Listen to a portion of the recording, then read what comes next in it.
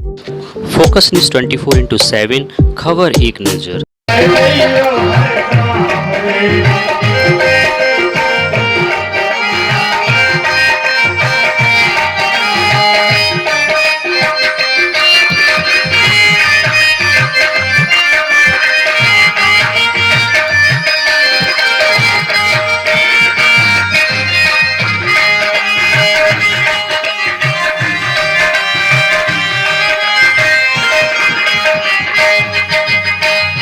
यमुना किनारे मोरी ऊंची हवेली, यमुना किनारे ओ हो यमुना किनारे, यमुना किनारे, यमुना किनारे मोरी ऊंची हवेली।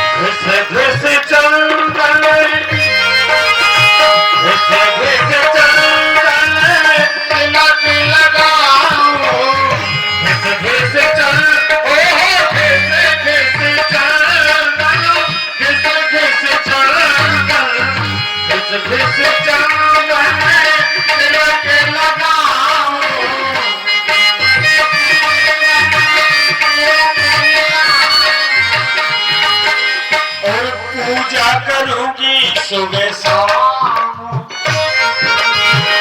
पूजा करूंगी सुबह शाम, शाम रे हरे राम रे, हरे राम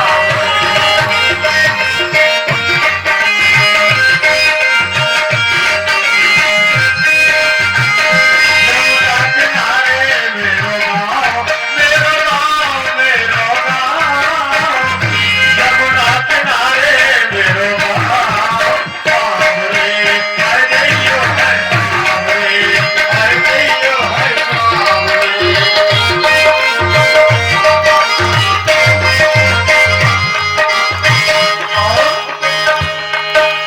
और यमुना किनारे मोरी ऊंची नीची गलियां, यमुना किनारे वो है ऊंची नीची गलियां, संभले संभले रखो पाँव सावरे, हर गई है सावरे, हर गई है सावरे।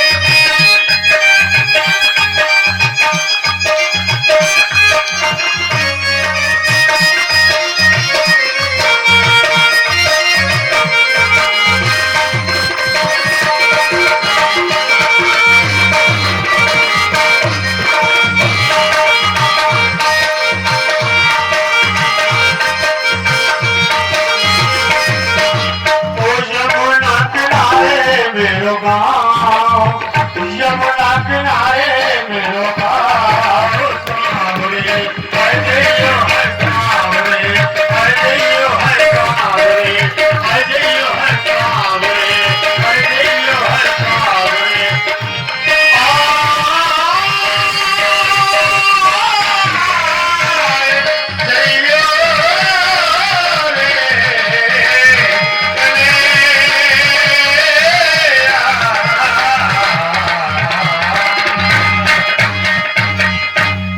प्रार्थना करने लगे, क्योंकि जो सीता जी ने पुष्प वाटिका में देखा था और पुष्प वाटिका में दर्शन करके पहले पूजा नहीं हुई है सीता जी की। तुलसीदास जी महाराज लिख रहे हैं, भेजा मैया ने गिरिजा पूजन और जननी कथाई। शास्त्र संकेत दे रहा है, क्या दे रहा है कि महाराज जब भी लड़का लड़की को पसंद करे और लड़की लड़का को पसंद करे, कोई गलत बात नहीं। लड़की लड़का को पसंद करे गलत बात नहीं है, अच्छी बात है। और लड़की लड़का को पसंद करे अच्छी बात है। लेकिन शास्त्र क्या कहता है? शास्त्र कहता है जैसे हमारे राघव जी ने सीता जी को पसंद किया और सीता जी ने राम जी को पसंद किया, इस तरह से अगर हमारे संसार के बेटा बेटी चलेंगे तो जीवन में कभी समस्या आने वाली नहीं है। बस संसार के लोग इसीलिए, समाज के लोग इसीलिए हमारे राम जी के विवाह को तो पसंद करते हैं, पर रुक्मिणी और कृष्ण के विवाह को पसंद नहीं करते हैं। समाज तुम्हें स्वीकार नहीं करेगा। कब तक? बोले शास्त्र कहता है जब तक बेटी को आदेश घर का बुजुर्ग ना दे तब तक लड़के को पसंद ना करे, और लड़के को जब तक घर का बुजुर्ग आदेश ना दे तब तक महाराज लड़की को पसंद ना करे। और जब बुजुर्ग का आदेश हो जाए तो फिर लड़की लड़का को पसंद करे और लड़का लड़की को पसंद करे, क्योंकि शास्त्र कहता है समय जान गुरु हो आयस पाई और चले दो भाई। यानी राम जी के पिताजी तो थे नहीं वहां पर, नहीं तो दशरथ जी महाराज आदेश करते, उनके साथ में उस समय विश्वामित्र है, तो गुरु विश्वामित्र ने आदेश दिया, ए राम जाओ समय जान। आज का समय बहुत अच्छा है और मुहूर्त निकला करके ही लोग ऐसे काम अवसर के काम देखते हैं। बोले आज का समय ठीक है, क्योंकि महाराज आज वहाँ भगवती मैया सीता आ रही है, बुजुर्गों की बात हो जाती है। भगवान ने 3 तरह से विवाह किया है राघव जी ने। कौन सा? पहला विवाह समय जान गुरु आयस पाई, ये पहला विवाह है भगवान का। और दूसरा विवाह टूटत ही धन भयऊ विवाहु सुर नर नार विदित सब काहू। राम जी के व्यवहार को क्यों समाज स्वीकार करती है? बोले इसीलिए अंतर है। तीसरा विवाह बोले महाराज दहेज रूपी धनुष का भंजन जब भगवान ने किया है तो तीसरा विवाह हुआ है। ऐसा बोले महाराज समाज रीति, लोक परंपरा, लोक रीति, जो विवाह हमारे लोक रीति समाज रीति से होते हैं वो विवाह कौन सा होता है? वो तीसरा विवाह होता है जो मंडप गाड़ा जाता है और मंडप के नीचे दूल्हा दुल्हन बुलाए जाते हैं और दूल्हे के हाथ में सिंदूर की डिब्बी दी जाती है और कहा जाता है कि दुल्हन के मांग में सिंदूर दान कर दो। उस सिंदूर का महत्व अलग ही होता है, वेदोपचार विधियों से, सदोपचार विधियों से। अच्छा, विवाह और प्रेम क्यों किया जाता है? कि हमारा पति दीर्घायु तक चले, और दीर्घायु तक चलने के लिए वेदोपचार और पंडितों की वक्तव्य वाणी, देववाणी वाणी के साथ जो विवाह होते हैं वो हमारा सनातन धर्म कहता है। सनातन धर्म अपनाता है, समाज हमें अपनाता है, समाज स्वीकार करता है, परिवार स्वीकार करता है। लेकिन महाराज एक मंदिर के सामने जाकर के, कोर्ट में सामने जाकर के सिंदूर दान करने से वो विवाह नहीं होता है। उस सिंदूर का कोई महत्व नहीं होता है। वो सिंदूर कब 3 तलाक हो जाए और कब महाराज तलाक हो जाए, कब मरण हो जाए, कब जहर खाना और फांसी के फंदे पर हो जाए। इसलिए महाराज अगर जीवन में समस्या से सुलझना चाहते हैं तो जैसे हमारे राम जी ने सीता को पसंद किया है ऐसे नहीं। बोले वहां पर जब दशरथ जी महाराज से मांगने आए हैं तो दशरथ जी महाराज ने सीधे कह दिया है, तुम्हें मुनि पिता आन नहीं को। अब आज से मैं नहीं हूं इनका पिता, अब आज से गुरुदेव जो तुम कहोगे सो ये मेरे बेटे करेंगे। गुरुदेव का आदेश हुआ, जाओ बेटा समय जान गुरु आयस पाई और लेन प्रसून चले दो भाई। बोले महाराज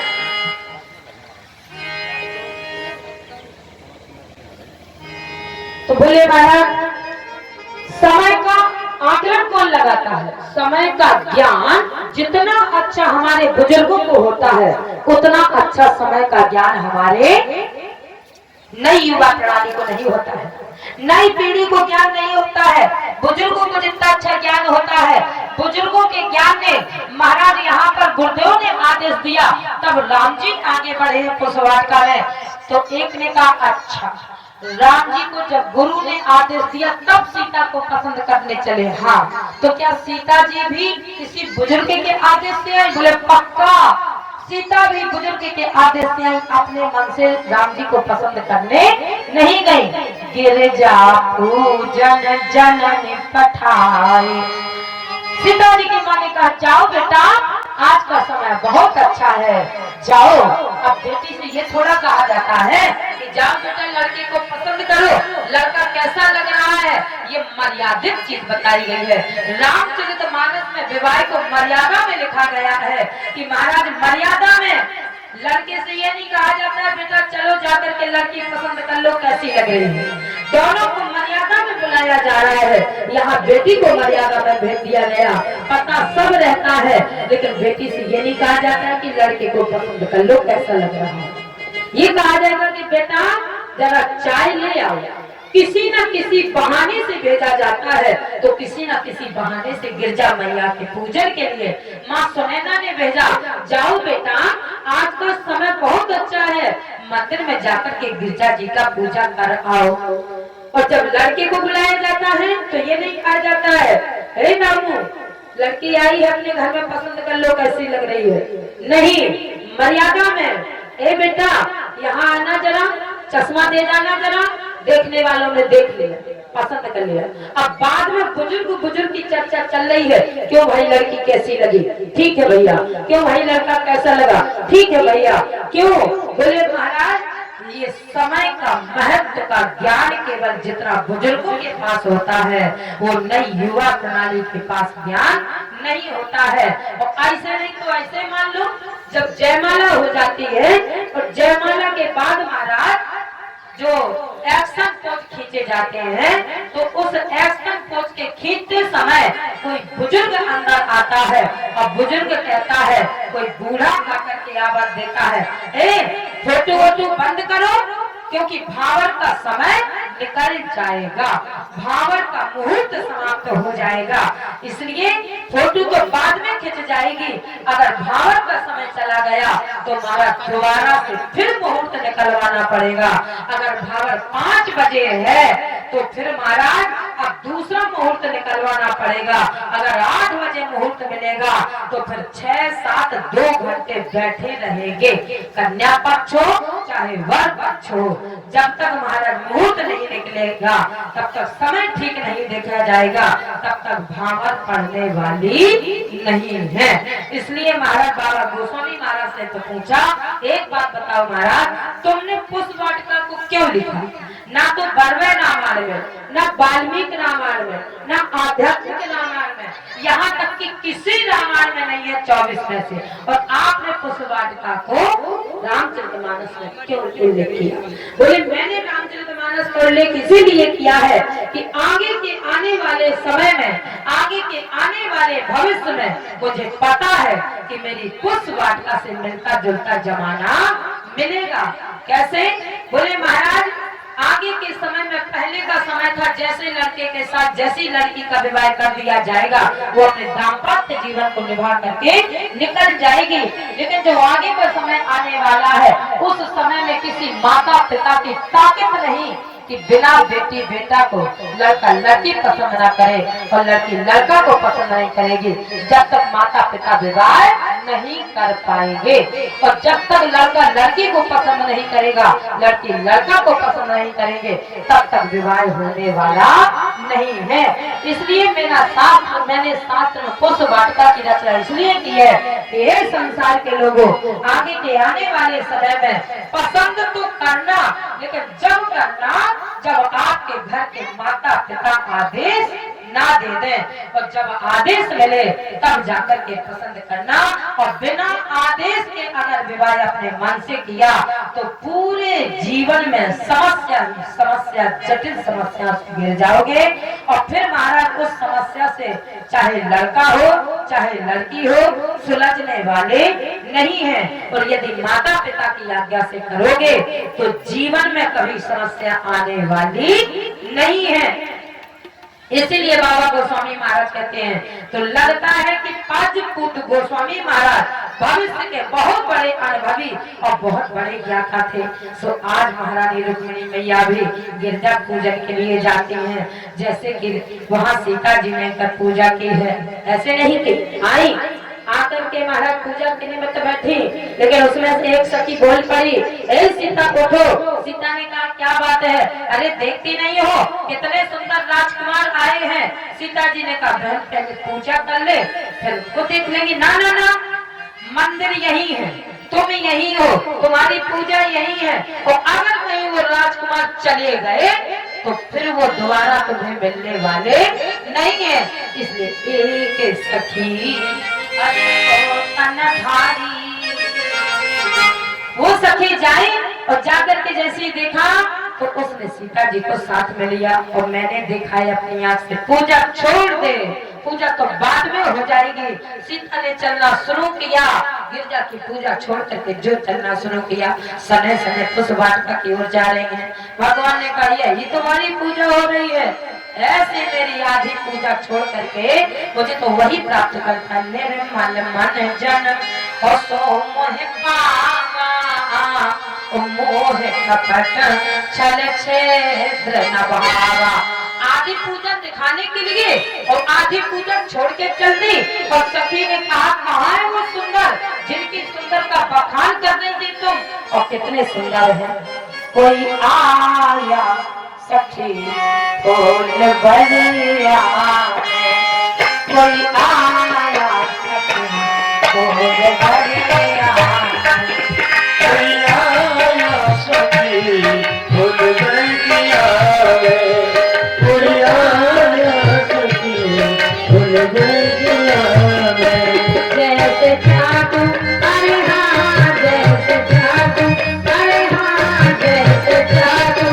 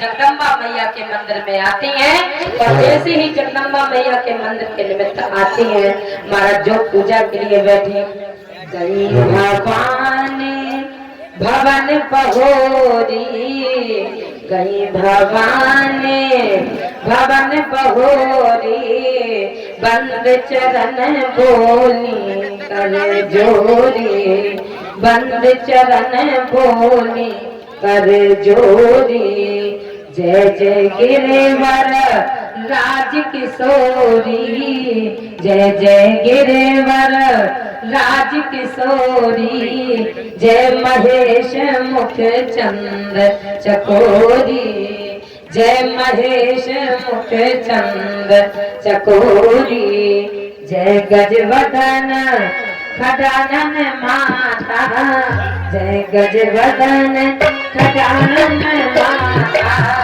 जगत जननी गाम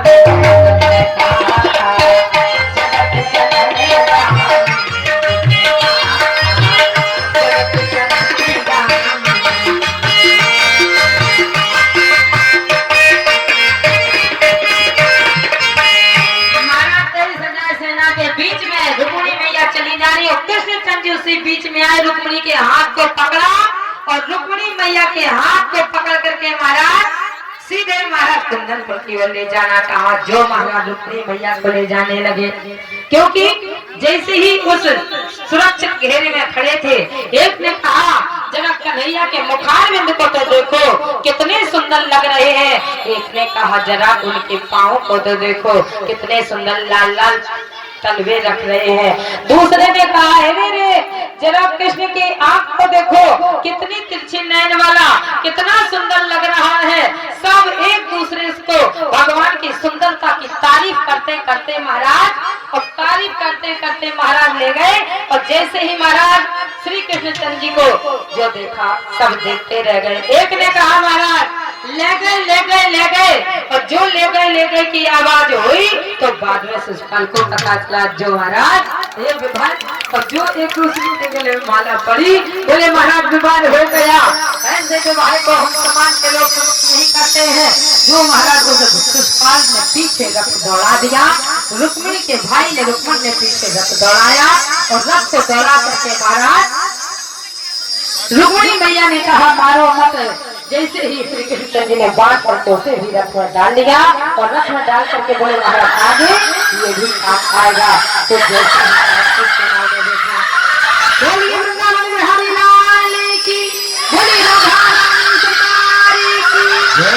श्रीमद् भागवत महापुराण की जय हो।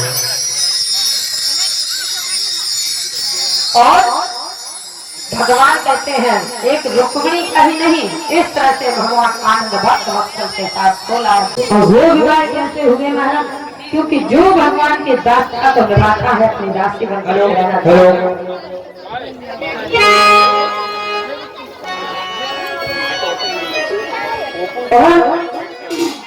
महाराज इस तरह से भगवान के 8 विवाह और हुए। सत्यभामा, जाम्बवती, सत्या, वृंदा, भद्रा, कालिंदी और लक्ष्मणा, ये 7 विवाह 8 पटरानियां कृष्णचंद्र जी की और हुई है। क्योंकि एक समय की बात है, जो भूमि का बेटा था उसने कुछ कन्याओं को कैद कर रखा था। वो सोच रहा था जैसे 16,108 हो जाएंगे, उस दिन में एक साथ 108 विवाह कैसे हो गए हैं।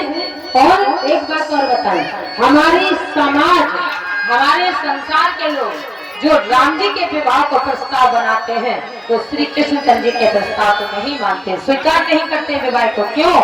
बोले राम जी के विवाह को सब कोई गाता है। जिनके घरों में बेटा बेटी के विवाह होते हैं, वो अपने विवाह में राम जी के ब्याह के गाना तो गाते हैं, लेकिन श्री कृष्ण जी के ब्याह को नहीं गाना पसंद करते। क्या गाते हैं? हरे आप सभी से अनुरोध है, जिस जिस माताओं बहनों को पैर पूजाई करना हो वो आ जाए। हरे पास मन गत छाए, पिया जो खरान प्यार आए।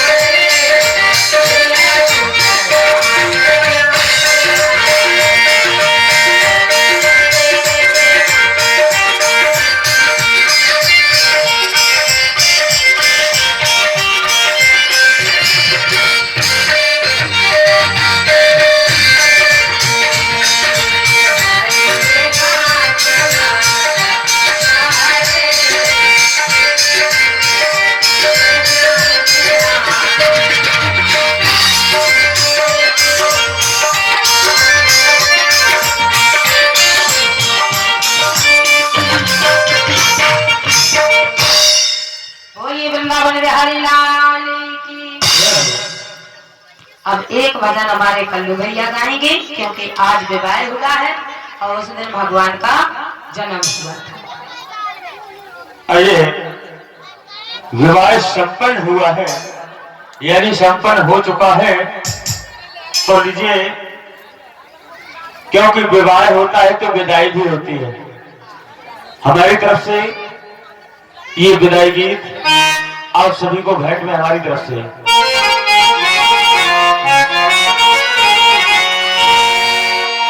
और छूट गई भैया की हवेली और व्याकुल बहना रह गई है अकेली। तो देखें आप,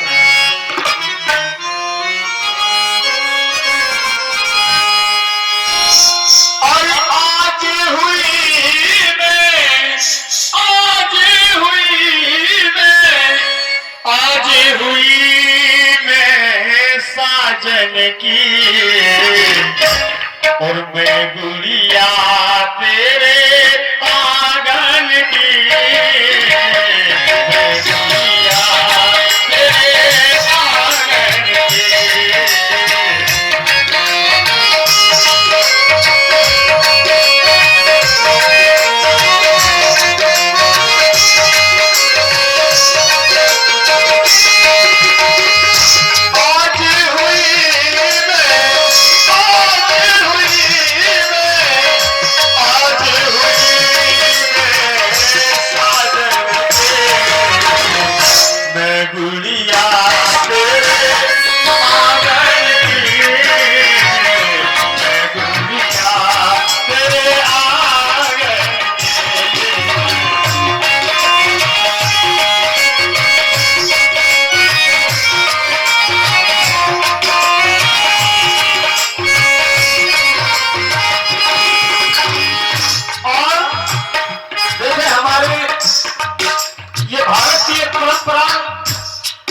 ससुराल जा रही है, लेकिन मां रो रही है तो अपने ससुराल जाने का सुख भूल गई और मां के दुख को देख करके कहने लगी, मां ओ मत रो, ओ मां क्यों रोती है, बेटी पराया धन होती है।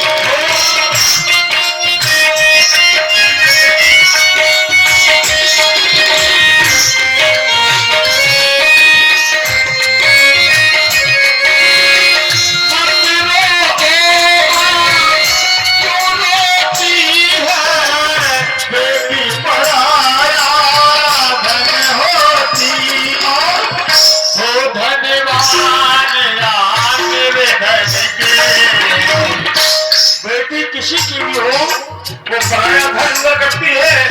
ये हमारी भारतीय बहनों की सभ्यता है। देखे आप,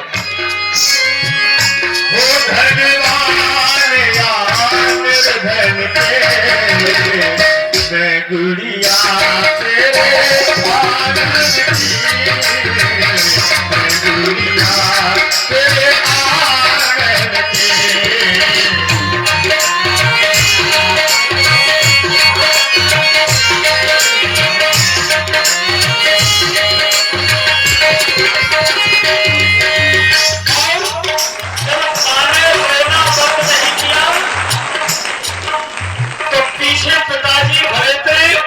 सोचिए, आप ससुराल जाते समय वो कन्या अपनी पिता की छाती में लिपट के रोई और ये कह रही, पिताजी बाबुल बार को फिर बधाओ, रो रो के ना मुझको रुलाओ।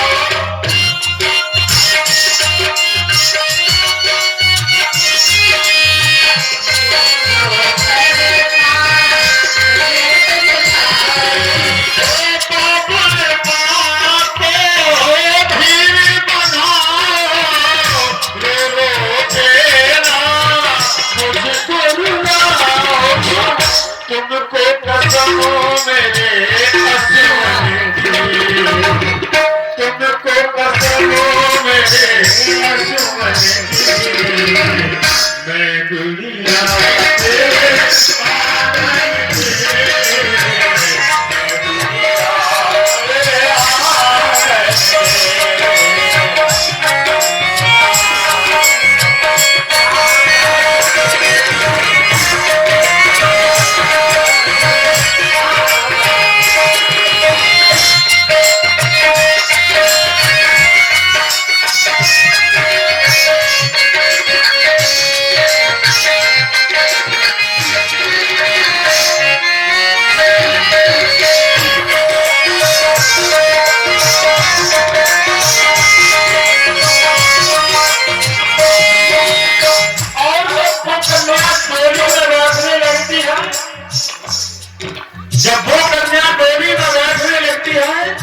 जब भैया आशीर्वाद देने के लिए आता है तो भैया का हाथ पकड़ के रोने लगती है, कहती भैया हर एक ससुराल वाले एक जैसे नहीं हुआ करते हैं, अगर वक्त में मुझे ससुराल वालों ने पानी नहीं दिया तो भैया मुझे याद कर लेना, अपना हाथ सोना देख करके।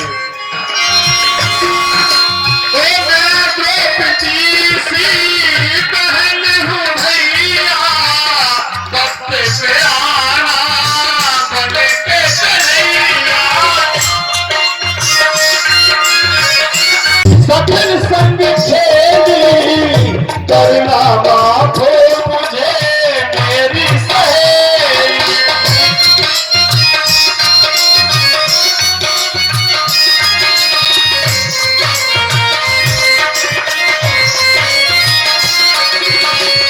भूल हुई जो बचपन की ऐ सहेलियों, अगर मैंने बचपन में कोई भूल करती हूँ तो क्षमा चाहती हूँ आपसे।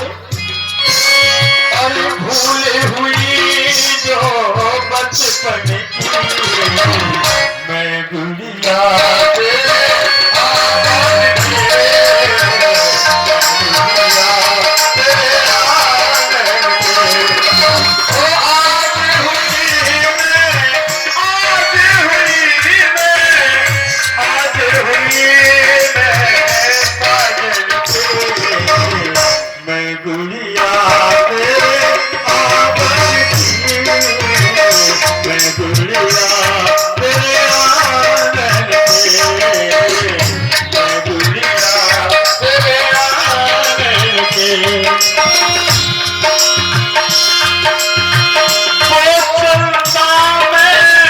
पूरन मासी दासी मैं पति प्रेम प्यारे, वो चंदा में पूरन मासी दासी हूँ मैं पति प्रेम प्यारी, दासी हूँ पति के चरण की, मैं गुड़िया तेरे आंगन की, ओ गुड़िया तेरे आंगन के, मैं गुड़िया तेरे आंगन के, मैं गुड़िया तेरे आंगन के।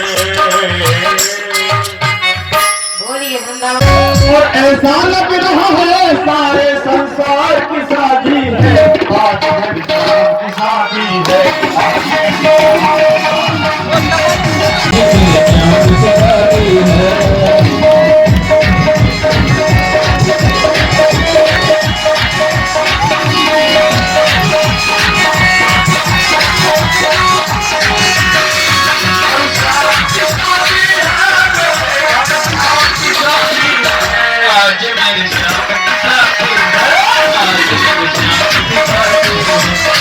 मेरी जान की साथी है।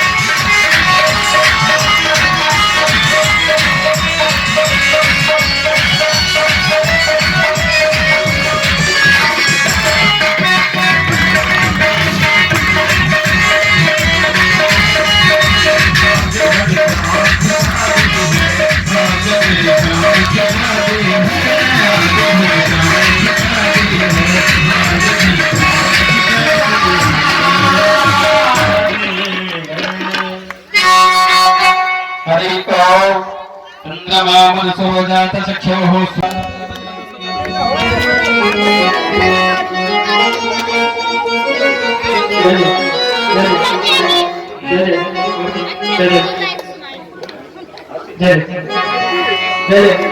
श्री भागवत भगवान को पाते हैं श्री भागवत भगवान की है आरती को पाते हैं आरती श्री भागवत भगवान की है आरती पापियों को पाते हैं आरती श्री भागवत भगवान की है आरती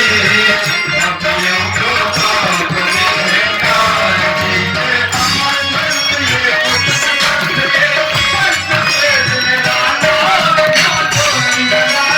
हैं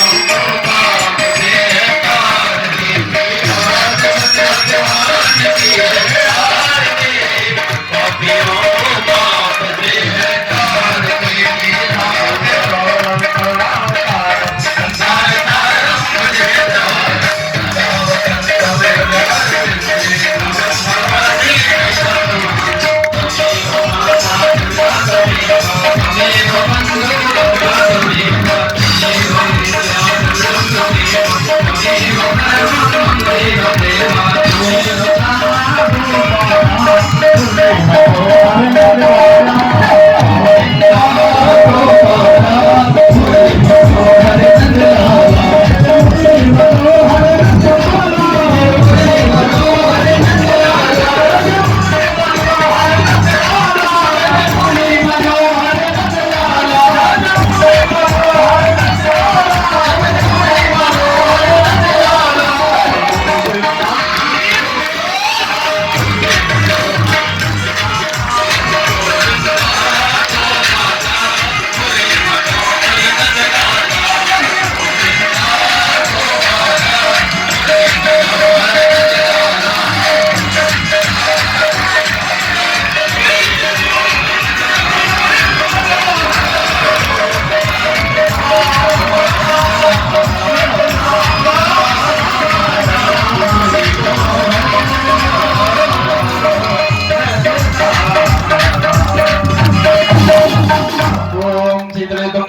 श्रीगणेशं जगत्पिता श्रीगणेशं जगन्नाथपति शीघ्राय नमो नमः।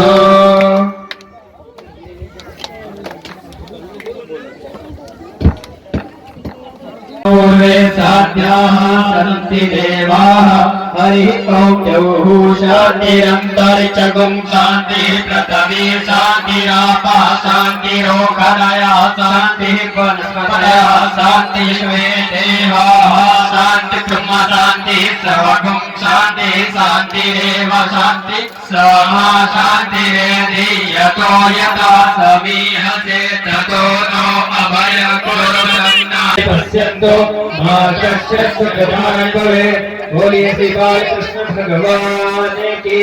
एकदन्ताय विद्महे वक्रतुण्डाय धीमहि तन्नो दन्तिः प्रचोदयात्। एकदन्ताय विद्महे वक्रतुण्डाय धीमहि तन्नो श्रीकृष्ण प्रचोदयात्। एकदन्ताय विद्महे महादेवाय धीमहि तन्नो श्रीरुद्र प्रचोदयात्। एकदन्ताय विद्महे पवनपुत्राय धीमहि तन्नो देवास्तानि नरमाणि कृतमान्या जन्नते अनागं महिमानः स्वचन्तय प्रबोधवे साध्याः सन्ति देवाः।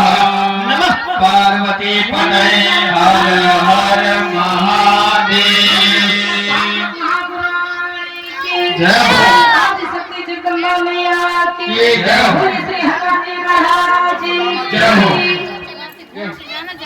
बोले चित्रकूट धाम की जय हो। बोले मंदाकिनी मैया की जय हो। धर्म की जय हो। अधर्म विनाश हो। का कार्यों में मांग रहे हैं और हम नहीं मांग रहे हैं। भगवान जब से जन्म हुआ है जब से तो लगना शुरू हो जाता है। बोलिए वृंदावन बिहारी।